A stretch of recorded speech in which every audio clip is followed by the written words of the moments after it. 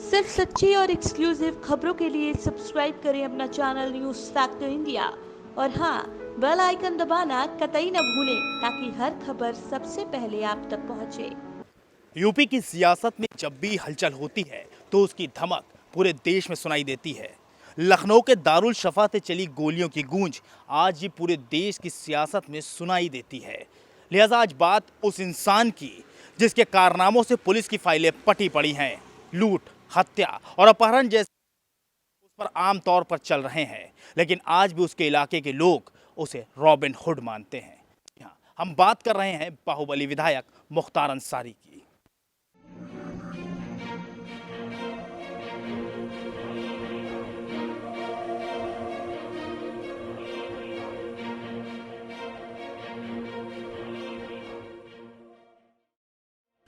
एक वक्त था जब मुख्तार अंसारी का काफिला गुजरता था तो लोगों की सांसें थम जाती थी।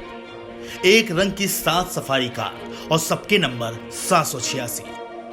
यह पहचान थी मुख्तार अंसारी की। यूपी के गाजीपुर जिले में मुख्तार अंसारी का जन्म हुआ था।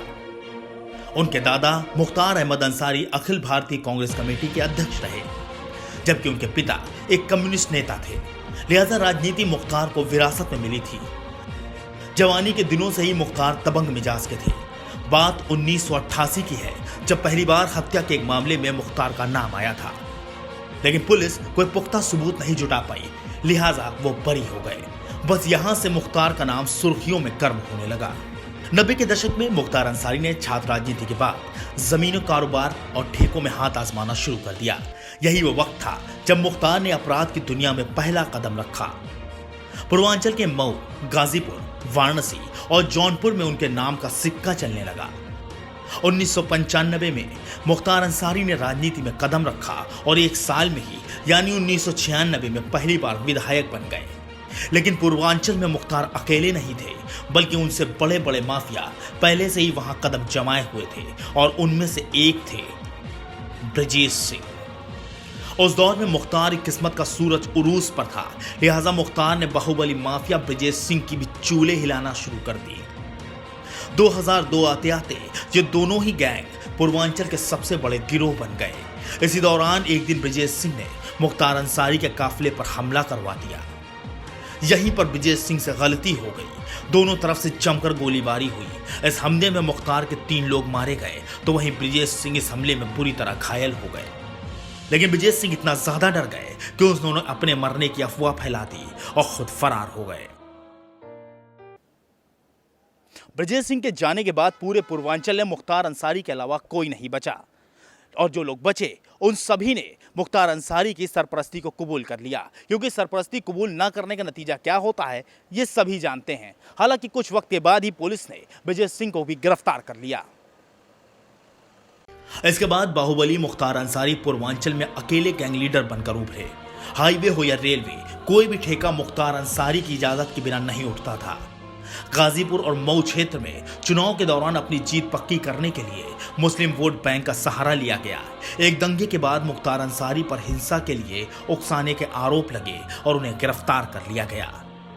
2007 में मुख्तार अंसारी और उनके भाई अफजल बहुजन समाज पार्टी में शामिल हुए। बसपा सुप्रीमो मायावती ने मुख्तार को रॉबिन हुड की शक्ल में पेश किया और उन्हें गरीबों का मसीहा बताया। लेकिन 2010 में अंसारी पर राम सिंह मौर्य की हत्या का आरोप लगा। राम सिंह मौर्य ठेकेदार मन्नत सिंह की हत्या का गवाह था, जिसमें मुख्तार अंसारी और उसके साथी नामजद थे। ठेकेदार मन्नत सिंह की हत्या के बाद बीएसपी को इस बात का एहसास हो गया कि मुख्तार और उनके भाई आज भी आपराधिक मामलों में संलिप्त हैं। लिहाजा साल 2010 में उन्हें एक बार फिर बीएसपी से निष्कासित कर दिया गया। बसपा से निष्कासित किए जाने के बाद दोनों भाइयों ने कौमी एकता दल का गठन किया। इसमें पहले मुख्तार ने हिंदू मुस्लिम एकता पार्टी नामक संगठन शुरू किया, जिसका विलय कौमी एकता दल में कर दिया गया। मुख्तार अंसारी विधानसभा सदस्य के तौर पर मिलने वाली विधायक निधि से 20 गुना ज्यादा पैसा अपने निर्वाचन क्षेत्र में खर्च करते हैं। उन्होंने मऊ और अन्य क्षेत्रों में विकास के कई बड़े काम करवाए।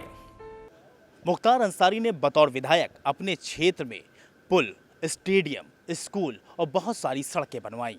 ऐसा कहा जाता है कि आज भी इलाके में अगर किसी लड़की की शादी होती है तो उसके दहेज और शादी का पूरा इंतजाम मुख्तार अंसारी का परिवार ही करता है।